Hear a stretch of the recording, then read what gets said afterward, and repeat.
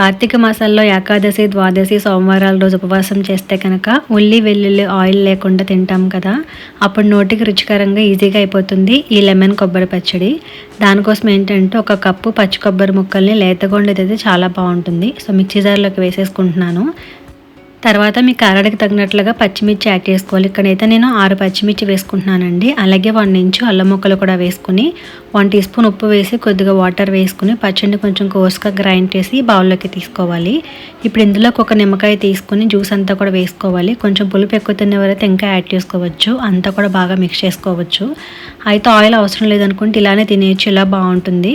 So కొంచెం పోపు కావాలంటే కనుక ప్యాన్లో ఆయిల్ కానీ గీ కానీ వేసుకుని 1 టీ స్పూన్ మినపప్పు, 1/2 టీ స్పూన్ ఆవాలు, జీలకర్ర వేసుకొని అలాగే ఎండుమిర్చి, కరివేపాకు వేసి పోపును బాగా క్రిస్పీగా వేయించుకున్న తర్వాత మనం రెడీ చేసి పెట్టుకున్న పచ్చడిలోకి వేసి అంతా బాగా కలుపుకుంటే పచ్చడి రెడీ అయిపోతుందండి. చాలా కమ్మగా ఉంటుంది, నోటికి చాలా రుచికరంగా ఉంటుంది. మీరు ట్రై చేయండి. రీల్ నచ్చితే ప్లీజ్ లైక్ అండ్ ఫాలో చేయండి.